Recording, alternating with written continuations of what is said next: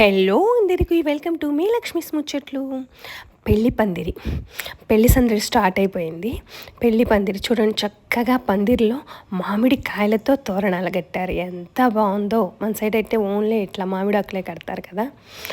ఇది వచ్చేటప్పటికి పెళ్లి కొడుకుని చేసినప్పుడు అబ్బాయిని కూర్చోబెడతారు. ఇది సిమెంట్తో చేయించుకొని పర్మనెంట్గా ఉంచుకుంటారు చాలామంది. ఇక్కడ ఇది సాంప్రదాయం.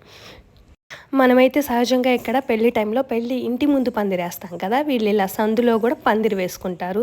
చక్కగా ఈ మామిడికాయలు అయితే మంచి అట్రాక్షన్ అనమాట. పెళ్లి కొడుకుని చేశారు మార్నింగ్. అందరం తెలుగు వాళ్ళమైనా కూడా అక్కడికి ఇక్కడికి పెళ్ళిళ్ళలో సాంప్రదాయాల్లో చాలా అంటే చాలా మార్పులు ఉన్నాయి అన్నమాట. ఆంధ్రాలోనే ఇన్ని వేరియేషన్స్ ఉన్నాయా అనిపించింది నాకు. చాలా మంచిగా జరిగింది.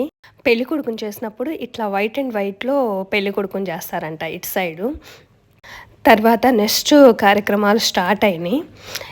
ఇందాక పెళ్లి పందిరి వెనకమాల మండపం వేశారు కదా, అక్కడ కూర్చోబెట్టి చక్కగా ఇలా పులగము ఒక కుండలో ఒక రాగి పాత్రలో వాటర్ తీసేసుకొని, దీన్ని ఏదో అంటారు నేమ్స్ నాకైతే తెలీదు, చక్కగా 5 పాత్రల్లో ఇట్లా పులగం తీసుకొని పెళ్లి కొడుక్కి దిష్టి తీస్తారు.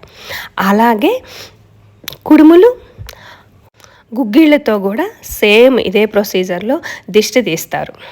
ఇది ఇక్కడి సాంప్రదాయం. నాకైతే అంతా చాలా కొత్తగా అనిపించింది. మొత్తానికి పెళ్లి సందడి అంతా మా మధ్య ఉందన్నమాట. మంచిగా ఎంజాయ్ చేసాం. అక్కడికి ఇక్కడికి పెళ్లి తంతులో చాలా అంటే చాలా వేరియేషన్స్ ఉన్నాయి. కొన్ని అయితే పేర్లు ఎన్నిసార్లు విన్నా కూడా నాకు గుర్తుంటలేదు, మర్చిపోతున్నాను అనమాట. తాలిబొట్టుకి పసుపు దారాలు రెడీ చేస్తున్నారు. అలాగే మరికొన్ని పసుపు దారాలు కూడా రెడీ చేశారు. అవి ఎందుకో పెళ్ళిలో చూద్దాము.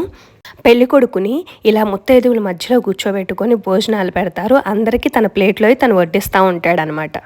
ఇక ఈవినింగ్ తంతులు ఉంటాయి కదా, వాటికి రెడీ అయిపోయాం మేము. కాళ్ళగోళ్ళు అవన్నీ తీసినాక ఇవి వచ్చేటప్పటికి గంజి కావిళ్ళు వచ్చినాక పెళ్లి కొడుకుని ఇట్లా ఇంటి ముందు రోడ్డు మీద కూర్చోబెట్టి చక్కగా నలుగు పెట్టి ముత్తైదువులందరూ స్నానం చేపిస్తారు. నాకు తెలిసి ఇది మన సైడ్ గుంటూరు సైడ్ ఇది లేదనుకుంటా.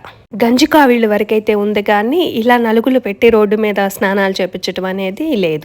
అలాగే దేవుళ్ళకి మట్టి కుండల్లో ఇలా చక్కగా నైవేద్యాలు పెట్టి దీపాలు పెడతారు. దీన్ని ఏదో అరిచేడు ఏదో అంటారు, సంథింగ్ నేమ్ మర్చిపోయాను.